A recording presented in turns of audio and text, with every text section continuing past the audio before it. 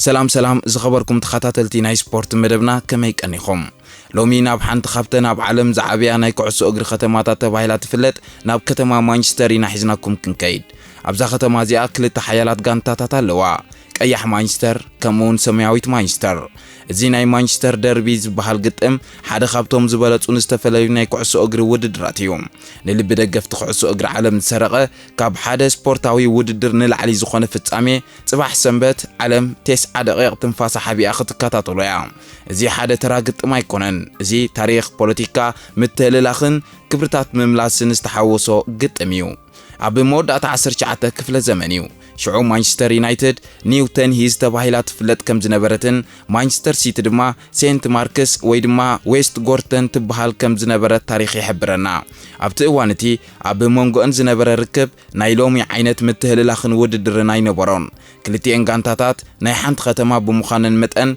دغفتن ون اب حدا سنبت يونايتد ابت زقصل سنبت دما نسيتي كدغفو نوبري نيرو اتقند علامه نخلتين غانتاتات متبب عنبر ادلو مهاب أين برن؟ اتناي مجمرتا قطم ابو مونغو ان استخايده بعلت 12 حدار شحن 881 نيرو شعو نيوتن هيز مالت يونايتد نسينت ماركس مالت سيتي 3-0 تعويتا زي قطم زي نايتي لومي ان ريو زلنا عبي متهللاخ زسرص وددر مسرت زنبر ايو اب شحن 881 كلتا غانتاتات اب استرخبالو اوان زي لومي زغزفه دربي كخوني زبل تصبيت أين برن؟ اتناي مجمرتا قطم دز زبل صوتا تبايلو يفلت كم زنبره يحبر شعو زن غانتاتات ابتا بفابريكاتاتن اندسترين استملأت كتما مانشستر زنبره بوزحات كلباتين نيرن يونايتد وي كم تشعو زصوعلو زنبرو قصل مقزاويان وي زهيزنس ناي حديد سراحتنياتات زمسرتوا غانتايا سيت دما ابالات بيت كريستيان نمنسيات كاب الكولن جبنن نمرحق زمسرتوا محبر يعني إيرا كلتين غانتاتات ناي سراحتنياتات محبرات توكلتي انيرن زي نايلومي اب مونغو انتراي زي كونه اب مونغو اب ملع عالم زركبو دغفت خلتي انت فتيرو زلو هلخ ابو اينبرن اتغطم دما صوت امبر غطم يلكاون تزاربولو عينت اينبرن غزينا خدمس مصه اتناي محزنت منفسنا وددر كقير جميرو كلتين غانتاتات نابل علواي ليك كعبيا خيلانين دغفتن دما نغانتوم طراي كدغفو جمرو اتا ختما قيحن سمياون زبل كلت ملك حيزا ختكافافل جمرت اتو وددر دما اب وشت استاديوم طراي زي كونس اب غودناتات ابيات عيون اب ملاءتا ختمان كاب سبورت وصاي ناب كال زي تدلي وددرات كسغاغر ترايوم حدا خابتنت ناي متهللاخ منفس زغاددو فصامي اب شحن 974 زغات اميو دينيس لو استبحال ناي مانشستر يونايتد ناي قدم قديم تصاوتاي اب اغا مززام ناي سبورتاوي هيوتو ناب مانشستر سيتي تسغاغيرو اب حدا وسان قطم يونايتد جول امزغيبلا اتا جول دمان يونايتد كابل علواي ليك تورد اجديد وايو لو بتزمزغبو جول ازيو سلاز حزنه حغوسو ايغلصن زفصامي زي نبوزحات دغفتي يونايتد زحزنن زقطعني نيرو كبحاليكال اب تحتي امرارحا ناي قدم اسلطاني يونايتد سير اليكس فرغوسن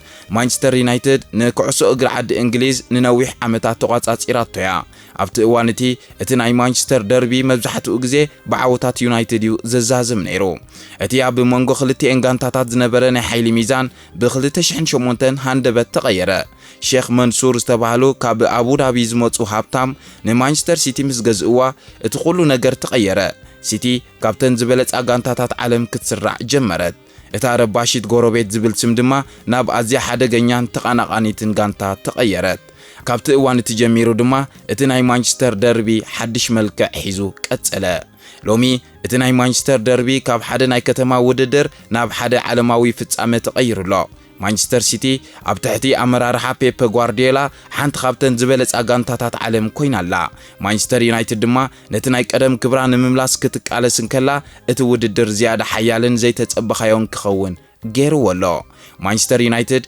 بفلاي اب تحت مريحنت ناي قدم اسلطاني سرمات بازبي نمانشستر ترايزي كونت نعالميا تجز نيرا زبازبي بيبس زدبحالت ورقاويت غانتا مانشستر يونايتد بشحن 958 كابتي زسكحك حدغا مونيك مستهرمتكوا بازبي نتا غانتا كاب حموخشتياتن سيو مسناي قدم تصاوتي كم بعل جورج بيست دينيس لون بوبي تشارلتونن حويسو اب شحن 968 نفلما اوان وانጫ اوروبا زعترت انجليزاويت غانتا كتكون بقيعا ጸኒሑ ድማ እቲ ዝዓበየ ንግስነት መጺኡ ኣብ 1986 ሰር ኣሌክስ ፈርጉሰን ናብ ኦልድ ትራፎርድ ኣተወ ዕላምኡ ንሊቨርፑል ካብ ዝፋናን ምእላይ እኳ እንተነበረ ኣብ ከተምኡ ሓደ ጓህሪ ዝበዝሖ ጎረቤት ከም ዘለዎ ኣይዘንጋዕን ኣብ ትሕቲ ዩናይትድ 13 ዋንጫ ፕሪምየር ሊግ ሓዊሱ ብ10ታት ዝቁጸሩ ዋንጫታት ብምዕታር ኣብ ዓለም እታ ዝዓበየት ጋንታ ክትከውን ኣብቂዕዋ እዩ ኣብዚ እዋን እዚ ሲቲ ኣብ ጽላሎት ዩናይትድ ያትነብር ነይራ ደገፍቲ ሲቲ ነቲ ናይ 1989 5 ብ1 ዓወት ኣብ ሜድኦም ማለት ማይን ሮድ ከም ወርቃዊ መዓልቲ እናዘከሩ መብዛሕትኡ ግዜ ግን ኣብ ትሕቲ ቀያሕ ጓል ከተምኦም ነኺሶም ይኸዱ ነበሩ ዩናይትድ ብ1994 ነዝሕነ ብ5-0 ኣብ ኦልድ ትራፎርድ ፈዲያቶያ not in my lifetime ማለት ኣብ ህይወተይ እዝስ ኣይክሪኦን እየ እዚ ሰር ኣሌክስ ፈርጉሰን ሲቲ ማዓስያ ኣብ ደርቢ ብሉጽነት ክድይብ ትኽእል ተባሂሉ ምስተሓተተ ዝመለሶ መልሲ ነይሩ ግን ታሪኽ ካልእ መደብ ነይርዎ ኣብ 2008 ሼኽ መንሱር ቢን ዛይድ አል ናህያን ንማንቸስተር ሲቲ ምስ ዓደጋ ኩሉ ነገር ተቐየረ እቲ ብገንዘብ ዝተደገፈ ዓቢ ፕሮጀክት ንሲቲ ካብ ሓንቲ ተራጋንታ ናብ ሓንቲ ካብተን ዝሃብተማን ዝበለፃን ጋንታታት ዓለም ክልውጣ ግዜ ወሰደን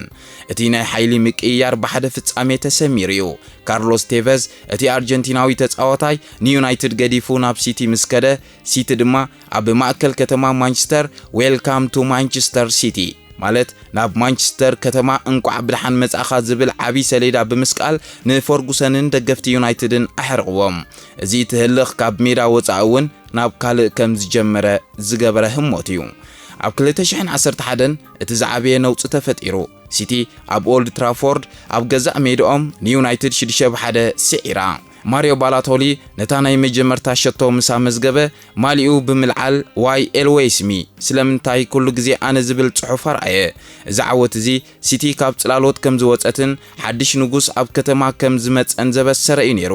ኣብቲ ዓመት እቲ ሲቲ ኣብ ናይ መወዳእታ ሰከንድ ናይቲ ዓመት ንዋንጫ ፕሪምየር ሊግ ካብ ኣፍ ዩናይትድ መንዚዓ ናብ ካዝናኣ ከተእትዋ ተዓዚብና ኢና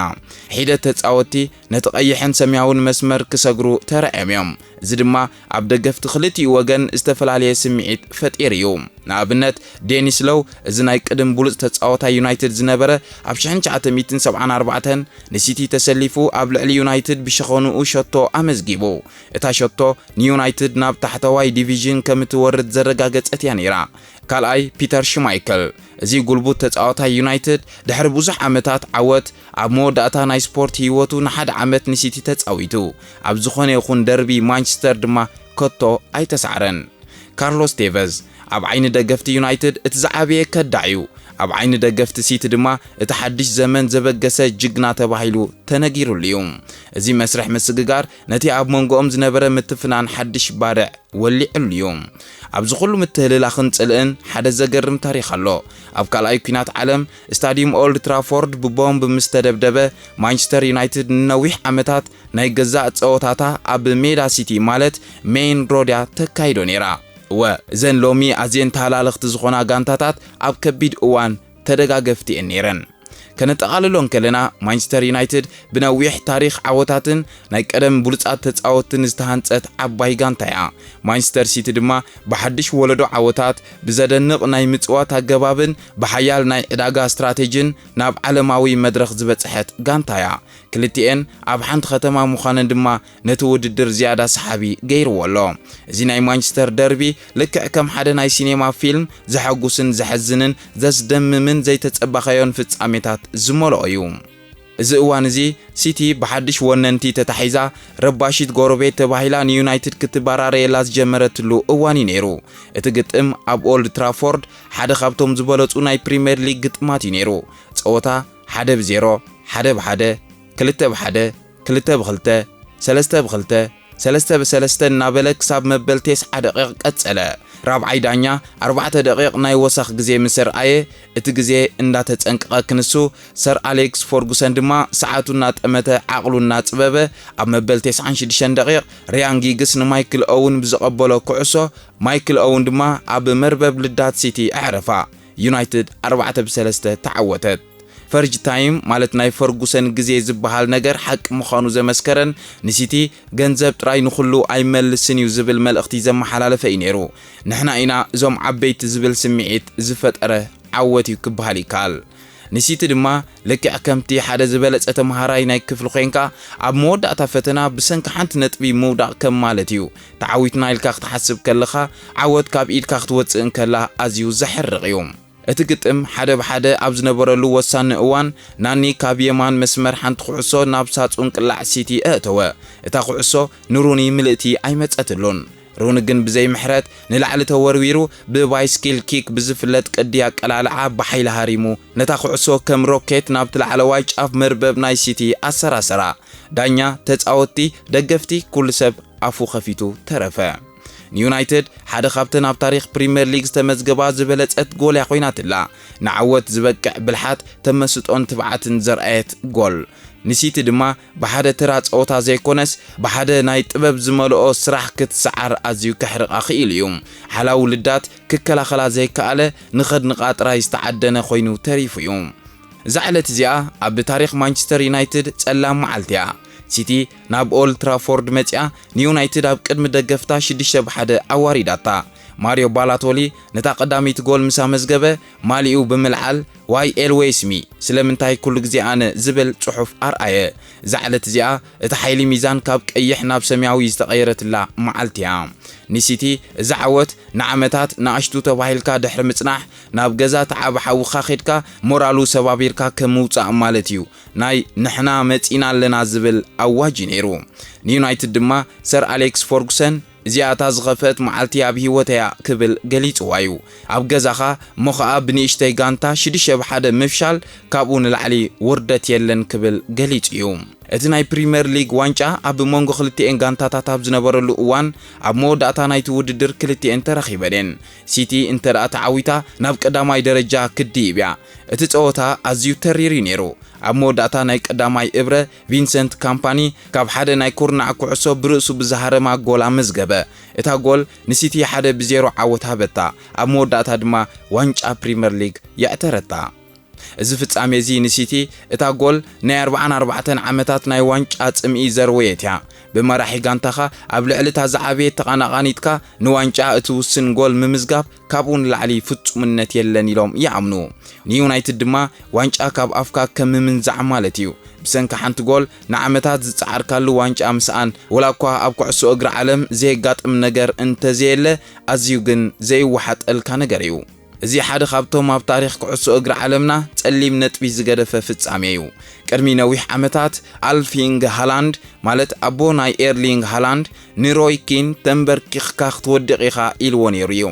ሮይ ኪን ነዛ ቃል እዚኣ ኣብ ክሩምቱ ብምሓዝ ኣብ 2001 ኣብ ዝተኻየደ ናይ ደርቢ ጸወታ ኪን ኮነ ኢሉ ንብርኪ ሃላንድ ብዘስካሕክሕ መንገዲ ሃረሞ በቲ ዝገበሮ ፍጻሜ ድማ ብዘየላቡ መንገዲ ብቐይሕ ካርድ ካብ ሜዳ ተባረረ ድሒሩ ኣብ ዝጸሓፎ ድማ ንዕኡ ንምህራም ኢለ ጥራየ ናብ ሜዳ ኣትየ ክብል ተኣመነ እዚ ፍጻሜ እዚ ንጉዕዞ ስፖርታዊ ህይወት ሃላንድ መኸተምታ ዝገበረ እዩ ነይሩ ክበሃል ይከኣል እዚ ነገር እዚ ካብ ጸወታ ወጻእ እዩ እቲ ናይ ቀደም ናይ ክልቲአን ርክብ ጸወታ ዝበሃል ዝነበረ እዚ ናብ ግጥም ጥራይ ዘይኮነስ ናብ ኣዝዩ ምትህልላኽን ናብ ካልእ ነገራትን ዘሰጋገረ ናይ ህልኽ መንፈስ ኣብ መንጎ ተጻወቲ እዩ ከምኡ ጥራይ ዘይኮነውን ናይ ውልቃዊ ጽልኢ ሕነ መፍደይ ኣብነት እዩ ንኩዕሶ እግሪ ዘለዎ ጽልእን ስምዒትን ክሳብ ክንደይ ዓሚቕ ከም ዝኾነ ዘርኢ እዩ ንደገፍቲ ክልቲኡ ጋንታታት እዚኣ መዓልቲ እዚኣ ናይቲ ደርቢ ጽልኢ ኣብ ዝለዓለ ጥርዙ ዝበጽሐትላ መዓልቲ እያ እዞም ፍጻሜታት እዚኦም እቲ ናይ ማንቸስተር ደርቢ ስለምንታይ ፍሉይ ከም ዝኾነ ኣረዲኦም ነዮም 9 ደቂቕ ናይ ኩዕሶ እግሪ ጥራይ ዘይኮነስ ዛንታ ናይ ክልተ መተሓላለኽቲ ጋንታታት ናይ ሓንቲ ከተማ ዛንታ ናይ ጽልእን ፍቕርን ዛንታ ናይ ክብረትን ውርደትን እዩ ብዘይካዚ ናይ ቀረባ ዓመታት እንተደኣ ተዓዚብና ኤርሊንግ ሃላንድን ፊል ፎደንን ነፍሲ ወከፎም ሃትሪክ ዝሰርሕሉ ሲቲ ንሓይልታት መጥቃዕታ ዘርአየትሉ ግጥሚ ነይሩ ኣብ 2022 ማንቸስተር ሲቲ ኣብ ልዕሊ ማንቸስተር ዩናይትድ 6-3 ዝሰዓረትሉ ኣጋጣሚ ከምኡውን ኣብ 2023-24 ንፈለማ እዋን ኣብ ታሪኽ ዘን ክልተ ጋንታታት ኣብ 2023 ኣብ ፍጻሜ ዋንጫ ኤፍኤ ተረኺበን ሲቲ 2-1 ተዓዊታ እያ ዩናይትድ ድማ ኣብ 2024 ሕናኣ ክትፈዲ ተዓዚብና ኢና ብተመሳሳሊ 2-1 ስዒራ ዋንጫውን ኣልዒላ እያ ባርከስ ሰንበት ናይ ማንቸስተር ደርቢ ዛንታ ናይ ክልተ ጎረባብቲ ጥራይ ኣይኮነን ዛንታ ናይ ታሪኽ ዛንታ ናይ ለውጢ ስምዒትን ሓጎስን ሓዘንን እዩ ሓደ ካብቶም ንኩዕሶ እግሪ ፍሉይ ጌርካ ክትፈትዎ ዝገብሩኻ ውድድራት እዩ ሰንበት እዘን ክልተ ሓያላን ጋንታታት እንደገና ክራኸባየን እቲ ዛንታ ድማ ሓድሽ ምዕራፍ ክውሰኾ እዩ ዩናይትድ ናይ ሕሉፍ ክብራ ንምምላስ ኣብታ ከተማ ገዛኢት ምዃና ንምርግጋፅን ክትቃለስ እያ ሲቲ ብወገና ነቲ ሓድሽ ንግስነታ ንምጽናዕ ንጎረቤታ ኣብ ትሕቲኣ ምዃና ንምርኣይ ክትጻወት እያ እዚ ግጥም እዚ ኣብ 90 ደቂቕ ጥራይ ዝውዳእ ኣይኮነን እዚ ንደገፍቲ ክልቲአን ጋንታታት ንሳምንታት ምናልባት እውን ኣዋርሕ ዝጸንሕ መዛረቢ መከራኸሪ መሐጎስን መሕረቕን እዩ እታ ሕቶ ድማ ንሳያ ማንቸስተር ቀያሕዶ ወይስ ማንቸስተር ሰማያዊ መልሱ ሰንበት ብሓባር ክንከታተሎ ኢና ንስኻትኩም ከ መን ትዕወት ትብሉ ኣለኹም ዶ ደገፍቲ ማንቸስተር ዩናይትድ ኣለኹም ዶ ደገፍቲ ማንቸስተር ሲቲ እስከ ክልቲኹም ኣብ ናይ ኮመንት ቦታ መን ትዕወት ግምትኩም ክንደይ ብክንደይ እውን ግምትኩም ኣስፍሩ ክሳብ ብኻልእ መደብ ንራኸብ ሰሰናዩ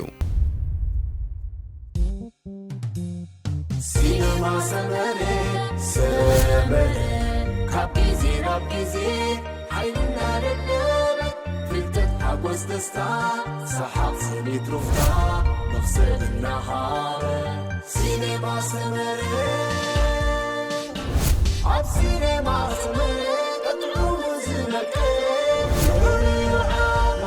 comédia, drama,